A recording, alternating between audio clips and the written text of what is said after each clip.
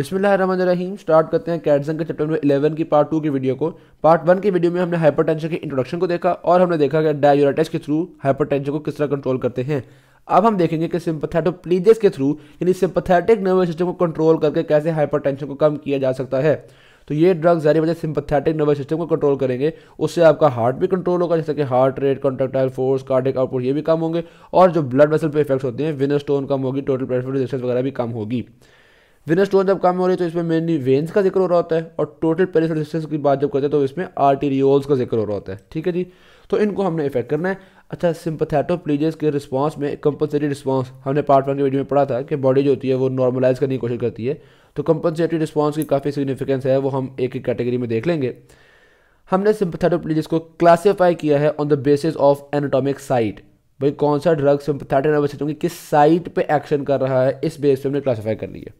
तो पहले आते हैं हमारे पास बेरोरिसेप्टर सेंसिटाइजिंग एजेंट्स। बेरोरिसेप्टर क्या होते हैं? हमारे कैरोटिड आर्टरी वगैरह में ऐसी जगहों पे ये रिसेप्टर्स होते हैं जो कि ब्लड प्रेशर को देख रहे होते हैं। जैसे ही ब्लड प्रेशर बढ़ता है तो ये सीएनएस से कहते हैं कि भाई सिंपैथेटिक स्टिमुलेशन कम करो ताकि ब्लड प्रेशर नॉर्मलाइज हो सके। हमने क्या किया है, हमने बेरोरिसेप्टर्स को सेंसिटाइज कर दिया है, ज़्यादा नाजुक कर दिया, ज़्यादा सेंसिटिव कर दिया है। अब थोड़ा सा भी ब्लड प्रेशर बढ़ेगा ना तो ये फ़ौरन रौला मचा देंगे, ओए ओए ओए बीपी कम करो यार, सिंपैथेटिक नर्वस सिस्टम को इनएक्टिव करो। तो ये बहुत जल्दी सिंपैथेटिक नर्वस सिस्टम को इनएक्टिव करवा देंगे। ठीक है जी। इसमें एग्जांपल आते हैं हमारे पास वेराट्रम एल्कलॉइड्स की, लेकिन इनकी टॉक्सिसिटी की वजह से अब क्लिनिकली अवेलेबल नहीं है, हमने इनको इस्तेमाल करना छोड़ दिया है। तो इसको याद करने में आपने जो टाइम लगाया वो आपने ज़ाया किया। आगे चलते हैं जी। नेक्स्ट आते हैं, मतलब ये एग्जामिनेशन पॉइंट ऑफ व्यू से कम इंपॉर्टेंट होते हैं ऐसे ड्रग्स जो कि क्लिनिकली यूज़ नहीं हो रहे होते। अच्छा, नेक्स्ट आता है हमारे पास sympathoplegics that act in the central nervous system. वो ड्रग्स जो कि सीएनएस के अंदर पहुंच जाएंगे और वहां जाके एक्शन करेंगे। तो जाहिर सी बात है इसके लिए वही ड्रग्स यूज़ करेंगे जिनकी पेनिट्रेशन हो, जो सीएनएस तक पहुंच सकते हों। तो उसमें हमारे पास दो ड्रग्स हैं, क्लोनिडीन, मिथाइल डोपा। दोनों का नाम याद करना ज़रूरी है, क्लाउन से क्लोनिडीन वगैरह हो गया। अच्छा खैर, क्लोनिडीन और मिथाइल डोपा ये क्या हैं? ये हैं अल्फा 2 सिलेक्टिव एगोनिस्ट। थोड़ी हैरत की बात है, आपको लगता ये है कि यार अल्फा सिंपैथेटिक नर्वस सिस्टम का होगा, उसका एगोनिस्ट तो सिंपैथेटिक नर्वस सिस्टम को और बढ़ाएगा, थोड़ा अजीब सा लगता है। लेकिन इसको ये समझने के लिए आपको चैप्टर नंबर 9 में हमने पढ़ा था, ये देखिएगा कि अल्फा 1 क्या करते हैं, अल्फा 2 क्या करते हैं। तो ये चीज़ अगर पता होगी ना तो यहाँ के कॉन्सेप्ट्स आपके बन जाएंगे। तो अभी हम देखते हैं अल्फा 2। अल्फा 2 एक तो सिंपैथेटिक नर्वस सिस्टम की तरह स्मूथ मसल्स को कॉन्ट्रैक्ट करवा रहा है, यानी वेजोकंस्ट्रिक्शन करवाता है। तो अगर हम अल्फा 2 ब्लॉकर दें, सारी बातें वेजोडिलेशन होगी। लेकिन आप देखो कि अल्फा 2 का वेजोकंस्ट्रिक्शन वाला इफेक्ट बहुत थोड़ा है। वो कह रहे हैं सम वैस्कुलर स्मूथ मसल्स, चंद स्मूथ मसल्स को कॉन्ट्रैक्ट करवाता है।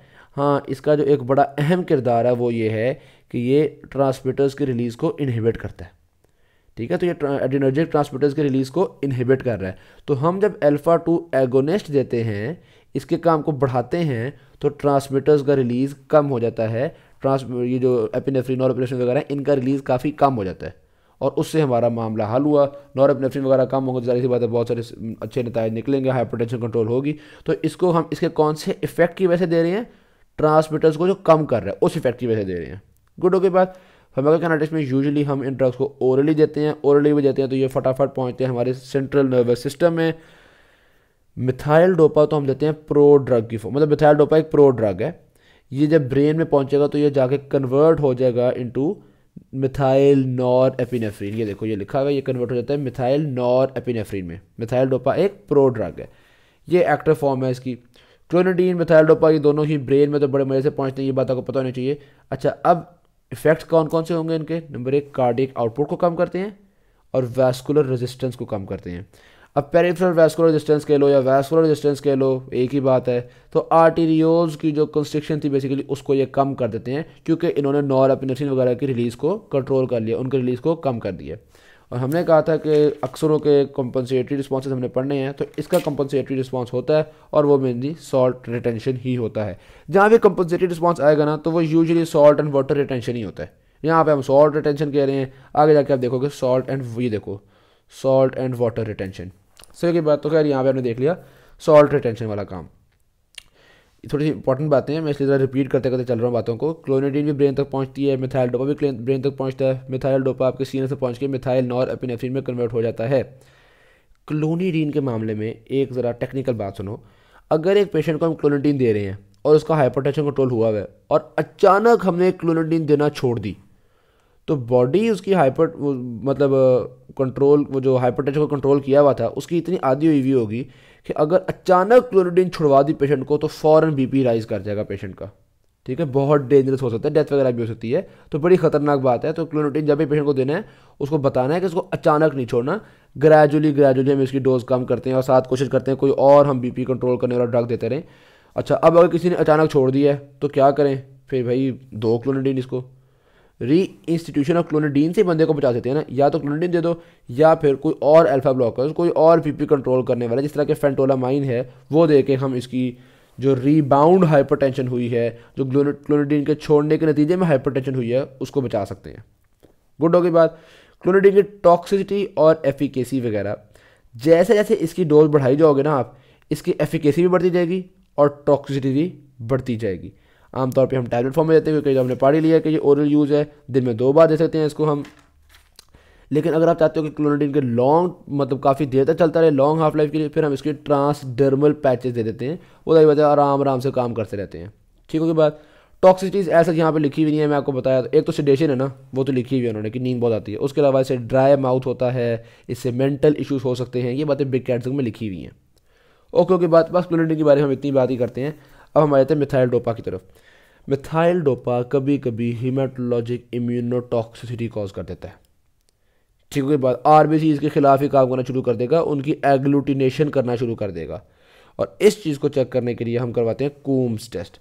कूम्स टेस्ट में आपको पता है आरबीसी की एग्लूटिनेशन को हम चेक कर पाते हैं। तो अगर जारी बात है मिथाइल डोपा की ये वाली टॉक्सिसिटी हुई होगी तो पॉजिटिव कूम्स टेस्ट आ जाएगा। और इसी तरह जारी बात है जब आरबीसी को एग्लूटिनेट करवाएगा, आरबीसी के टूटने के चांसेस हैं, तो ये कुछ पेशेंट्स में हेमोलिटिक एनीमिया कॉज करवा देता है। तो ये तो होगी मिथाइल डोपा की एक इंपॉर्टेंट टॉक्सिसिटी, वो ब्लड सेल्स के खिलाफ। दूसरा, मिथाइल डोपा हो या क्लोनिडीन हो, दोनों ही सेडेशन कॉज करते हैं, लेकिन मिथाइल डोपा ज़्यादा सेडेशन कॉज करता है। ओके की बात। और आखिर में मिथाइल डोपा प्रेगनेंसी के लिए सेफ़ है। प्रेग्नेंट वुमेन में हाइपरटेंशन को कंट्रोल करने के लिए जो फर्स्ट लाइन ऑफ डिफेंस आता है हमारे पास, वो मिथाइल डोपा है। ये सबसे इंपॉर्टेंट बात है इस सारे पर अभी तक जितना हमने पढ़ा है, इसमें सबसे इंपॉर्टेंट बात ये है कि प्रेगनेंसी में मिथाइल डोपा देनी है। भूलना नहीं है यार, प्रेगनेंसी के नाम हाइपरटेंशन एंड प्रेगनेंसी से आपको फ़ौरन देन में आना चाहिए मिथाइल डोपा। ओके बात। तो हमने इसमें चंद बातें पढ़ी हैं। एक तो ये दोनों ब्रेन तक पहुंच जाते हैं, ओरली हम दे सकते हैं। मिथाइल डोपा प्रो ड्रग होता है, ये जाके नॉरएपिनेफ्रिन में मिथाइल नॉरएपिनेफ्रिन में कन्वर्ट हो जाता है। क्लोनिडीन को अगर हमने सडनली छोड़ दिया तो इससे रीबाउंड हाइपरटेंशन हो जाएगी, जिसको कंट्रोल करने के लिए हम फेंटोलामाइन दे सकते हैं। मिथाइल डोपा इम्यूनोटॉक्सिसिटी कॉज करता है, सेडेशन कॉज करता है और सेफ फॉर प्रेगनेंसी है। ओके, नेक्स्ट आते हैं गैंग्लियन ब्लॉकिंग एजेंट्स। ये हमारे पास जो निकोटिनिक ब्लॉक मतलब ये गैंग्लियंस पे इफेक्ट कर रहे होते हैं, लेकिन इनके भी एडवर्स इफेक्ट की वजह से हमने इनको इस्तेमाल करना छोड़ दिया है। 2 इसमें नाम है, हेक्सामेथोनियम और ट्राइमेथाफेन। हेक्सामेथोनियम, ट्राइमेथाफेन, ये दोनों ही गैंग्लियन ब्लॉकिंग बहुत अच्छा करते हैं, लेकिन टॉक्सिसिटी की वजह से हमने इनको यूज़ करना आजकल छोड़ दिया है। फिर आते हैं हमारे पास post ganglionic sympathetic nerve terminal blockers. Nerve terminal blockers, ठीक है, रिसेप्टर ब्लॉकेज जो आपके पास नर्व टर्मिनल होती है ना, जो आपके पास एक्सॉन नॉब होती है, उसमें जारी बात है न्यूरोट्रांसमीटर्स रेजरवॉयर हुए होते हैं और उन्होंने न्यूरोट्रांसमीटर को रिलीज़ करना होता है। तो अब हम इस नर्व टर्मिनल को ब्लॉक कर रहे हैं ताकि ये न्यूरोट्रांसमीटर्स को रिलीज़ ना कर सके। ठीक है, ये न्यूरोट्रांसमीटर को जो रिलीज़ है उसको हम काम ख़राब कर रहे हैं। ओके बात साइड समझ में आ गई। अब 2 तरह के ड्रग्स हैं। एक वो ड्रग्स हैं जो न्यूरोट्रांसमीटर्स को इधर स्टोर ही नहीं होने देते, नर्व टर्मिनल में उनके रेजरवॉयर को ही ख़राब कर देते हैं। और दूसरे वो ड्रग्स हैं जो उस रेजरवॉयर को रिलीज़ नहीं होने देते। सही होगी बात। तो जो ड्रग्स रेजरवॉयर ही नहीं होने देते उनकी एग्जांपल है रेजरपाइन। ठीक है, मैं रेजरवॉयर का वर्ड बार इसलिए यूज़ कर रहा था ताकि ड्रग का नाम याद हो सके, रेजरपाइन। ठीक है, और बाकी दूसरे कौन से हैं जो कि उस रेजरवॉयर को निकलने नहीं देते, रिलीज़ नहीं होने देते। तो वो जिस तरह वो इंडिया में ना वो बीच क्या नाम है, गोवा, तो वो अक्सर माँ बाप मना करते हैं कि बेटा गोवा ना जाना, गोवा नहीं जाना। ठीक है, तो ये भी कहते हैं न्यूरोट्रांसमीटर से कि तुमने रिलीज़ नहीं होना। तो रिलीज़ नहीं होने वाले ड्रग का नाम है गोवानिथिडीन, गोवानिथिडीन या गोवानाड्रिल। ठीक है, तो रेजरपाइन रेजरवॉयर ही नहीं होने देता न्यूरोट्रांसमीटर्स को, और गोवानिथिडीन या गोवानाड्रिल जो है ये रिलीज़ नहीं होने देता हमारे न्यूरोट्रांसमीटर्स को। चलिए बात है, न्यूरोट्रांसमीटर रिलीज़ नहीं होंगे तो साढ़े नर्वस सिस्टम उतना अच्छा काम नहीं कर सकेगा, हाइपरटेंशन कंट्रोल हो जाएगी। इसके नतीजे में जो मेजर कंपनसेटरी रिस्पॉन्स है वो होगा सॉल्ट और वाटर की रिटेंशन। सही होगी बात। हाई डोजेज में ये ड्रग्स काफ़ी ज़्यादा एफिकेशियस हो जाते हैं, लेकिन इनके एडवर्स इफेक्ट्स होते हैं, इसलिए अब हम इनको ऑब्सलीट समझते हैं। ठीक है, मतलब बहुत ज़्यादा यूज़ नहीं किए जाते, कभी कभी यूज़ कर भी लेते हैं। बिल्कुल ही इनकार नहीं किया हुआ, जैसे हमने पहले इनकार किया हुआ था गैंग्लियन ब्लॉकर्स को, या इनको बिल्कुल ही इनकार किया हुआ था, लेकिन बहरहाल इनको गुआनिथिडीन, गुआनाड्रेल, रेजरपाइन, इनको हम थोड़ा ऑब्सोलीट समझते हैं। अच्छा, एक और हैं, वो है मोनोअमाइन ऑक्सीडेज इनहिबिटर्स। वो ये पता क्या करते हैं, ये ना बड़े मज़े के हैं। ये एक नया एक नकली सा न्यूरोट्रांसमीटर बनाते हैं जिसका नाम है ऑक्टोपामाइन। ठीक है, अब होता है क्या है, जो न्यूरोटर्मिनल है ना उसमें नॉरएपिनेफ्रिन तो है ही है, अब उसमें ऑक्टोपामाइन भी आ गया। आमतौर पर ये हुआ करता था कि जब सिग्नल आते थे तो तकरीबन 100 मॉलिक्यूल निकलते थे, वो 100 नॉरएपिनेफ्रिन होते थे, वो आगे जाके काम कर लेते थे। अब इसमें ऑक्टोपामाइन भी आया हुआ है, तो वो 100 मॉलिक्यूल निकालता है, जिनमें से 40-50 तो ऑक्टोपामाइन के होते हैं, तो नॉरएपिनेफ्रिन तो सिर्फ 50-60 निकले। समझ रहे बात को? तो इस तरह से नॉरएपिनेफ्रिन का रिलीज़ कम हो जाता है। तो ये बड़ा मज़ेदार काम करते हैं मोनोअमाइन ऑक्सीडेज इनहिबिटर्स। लेकिन इसमें एक टेक्निकलिटी है, अगर कोई बंदा, एक तो उसने दिया हुआ ना ये मोनोअमाइन ऑक्सीडेज इनहिबिटर जिसकी वजह से ऑक्टोपामाइन बना हुआ है, नॉरएपिनेफ्रिन थोड़ा रिलीज़ हो रहा है। अब हमने दे दिया सिंपैथेटोमिमेटिक। अब ये क्या करेगा, सिंपैथेटिक नर्वस सिस्टम को एक्टिवेट करेगा, ज़्यादा न्यूरोट्रांसमीटर्स रिलीज़ करवाएगा। ठीक, आमतौर पे तो ये होना चाहिए कि हम कहें भाई सिंपैथेटोमिमेटिक दिया, पहले अगर 100 मॉलिक्यूल्स निकल रहे थे तो अब चलो जी 150 मॉलिक्यूल्स निकल जाएंगे, उनमें से 50-60 ऑक्टोपामाइन होंगे, बाकी 90-100 नॉरएपिनेफ्रिन निकल जाएंगे, तो सिंपैथेटिक नर्वस सिस्टम का जो फंक्शन है वो नॉर्मलाइज हो जाएगा। लेकिन एक टेक्निकलिटी है, ये जो हमारे पास सिंपैथेटोमिमेटिक है ना, खासतौर पर टायरामाइन, ये डिग्रेड होता है मोनोअमाइन ऑक्सीडेज से। ला भाई, अब इसकी डिग्रेडेशन होनी थी मोनोअमाइन ऑक्सीडेज से, और हमने पेशेंट को मोनोअमाइन ऑक्सीडेज इनहिबिटर दिया हुआ जिसकी वजह से ऑक्टोपामाइन बन रहा है, तो होगा क्या, ये टायरामाइन जो है ये जल्दी ब्रेक डाउन नहीं होगा, तो इसने सिंपैथेटोमिमेटिक इफेक्ट्स बहुत ज़्यादा कर देने हैं, इसने न्यूरोट्रांसमीटर्स की बहुत ज़्यादा रिलीज बढ़ा देनी है। तो चाहे आपका ऑक्टोपामाइन भी यहाँ पे है, लेकिन नॉरएपिनेफ्रिन भी इतनी रिलीज हो जाएगी कि भाई काम बद गया है, हाइपरटेंसिव क्राइसिस आ जाएगा। ठीक है, हाइपरटेंशन हो जाएगी क्योंकि बहुत ज़्यादा सिंपैथेटिक नर्वस सिस्टम एक्टिवेट हो जाएगा। तो इस तरह की कॉम्प्लेक्सिटीज़ की वजह से हम इन माओ इनहिबिटर्स या मोनोअमाइन ऑक्सीडेज इनहिबिटर्स को भी इतना खास आजकल यूज़ नहीं करते, हम कहते हैं फारिक से ड्रग्स हैं। ओके होगी बात। अभी तक ये याद रखना, प्रेगनेंसी में मिथाइल डोपा ये सबसे ज़्यादा इंपॉर्टेंट क्लिनिकल यूज़ है आपके पास अभी तक। फिर आते हैं हमारे पास एड्रीनो रिसेप्टर ब्लॉकर्स, ये बड़े इंपॉर्टेंट है यार, ये हम अक्सर यूज़ करते होते हैं। सही होगी बात। अब एड्रीनो रिसेप्टर ब्लॉकर्स में दो तरह के ब्लॉकर्स हैं, एक आते हैं अल्फा ब्लॉकर्स, दूसरे आते हैं बीटा ब्लॉकर्स। इसको दो हेडिंग बना देनी चाहिए थी, इसने नहीं बनाई, हम दिमाग में बना लेंगे।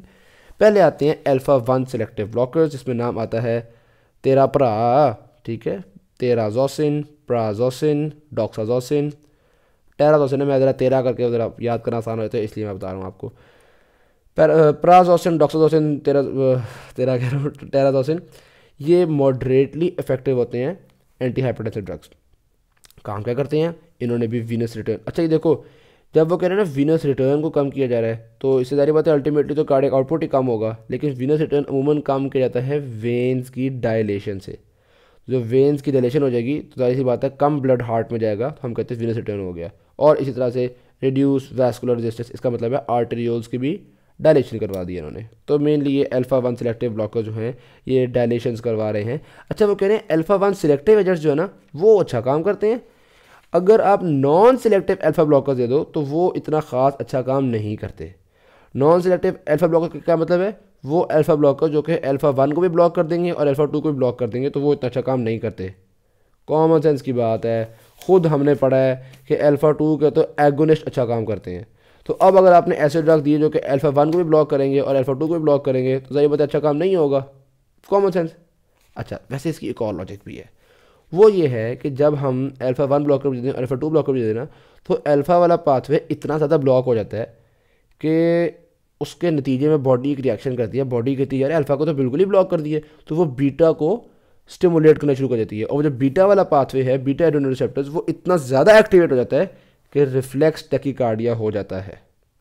ठीक है, हार्ट रेट ज़्यादा इंक्रीज़ कर जाता है, क्योंकि हमने जारी बात है अल्फा को तो बिल्कुल ही मौत करा दिया ना, तो फिर बॉडी कहती है भाई फिर हम ऐसी की तैसी में बीटा को बढ़ाती है।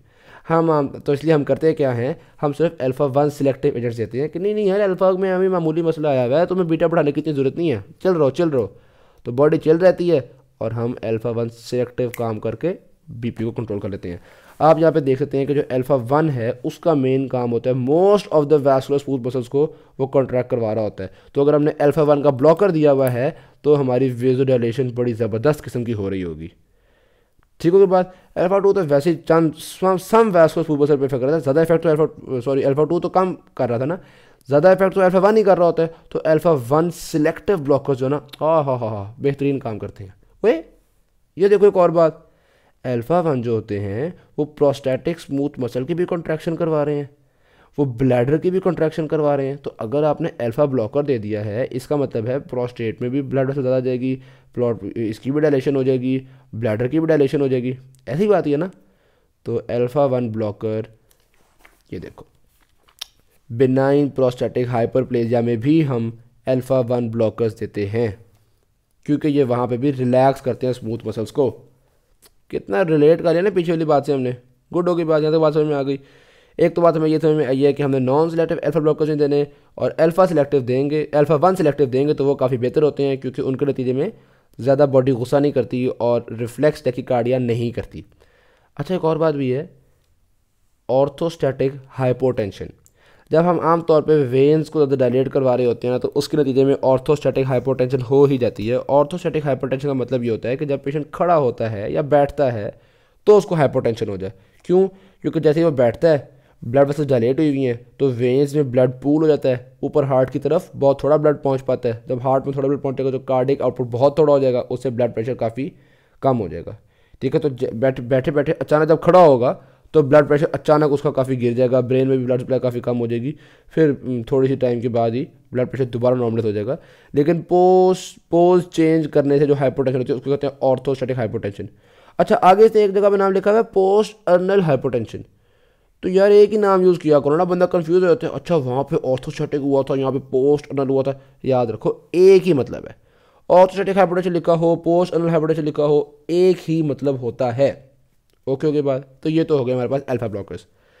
अल्फा 1 सेलेक्टिव यूज़ करो तो बेहतर हैं। ये दोनों वाले जो नॉन सेलेक्टिव होते हैं उनका इतना ऐसा सच फ़ायदा नहीं होता, और अल्फा 1 सेलेक्टिव जो होते हैं बेनाइन प्रोस्टैटिक हाइपरप्लेजिया में भी काम आते हैं।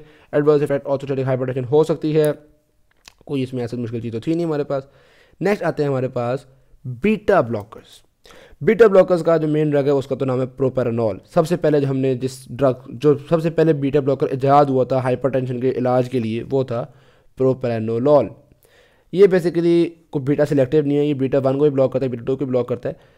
लेकिन खैर है, बीटा तो सारी अच्छी होती है। देखो ना, बीटा 1 भी हार्ट रेट को बढ़ा रहा था तो इसको ब्लॉक करने से हार्ट रेट कम होगा, बीटा 2 भी हार्ट रेट को बढ़ा रहा था, इसको ब्लॉक करने से भी हार्ट रेट कम होगा। अच्छा अल्फा ब्लॉकर जो था वो वेज़ोडाइलेशन के थ्रू हाइपरटेंशन कंट्रोल कर रहा था, और ये हार्ट रेट को इफेक्ट करके मेनली हाइपरटेंशन कंट्रोल कर रहे हैं। देख रहे हो, हार्ट रेट को स्लो कर रहे होते हैं क्योंकि बीटा एड्रेनल रिसेप्टर्स का मेन इफेक्ट हार्ट पे जा रहा है।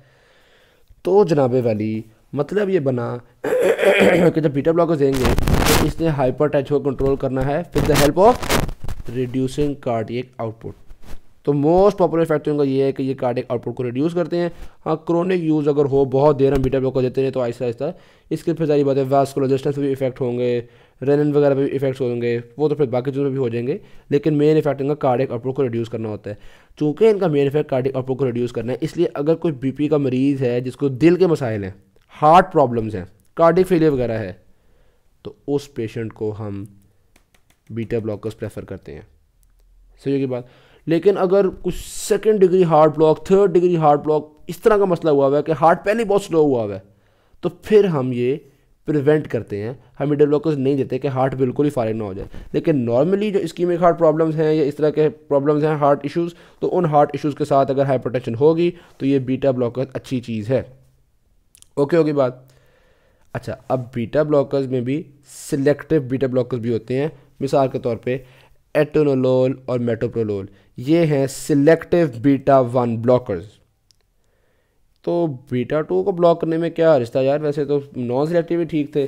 लेकिन देखो बात पता क्या है, जो बीटा 2 ब्लॉकर्स होते हैं ना, ये आमतौर पे एयरवेज को भी, बीटा 2 एड्रेनल रिसेप्टर होते हैं ना, ये आमतौर पे एयरवेज को भी रिलैक्स कर रहे होते हैं।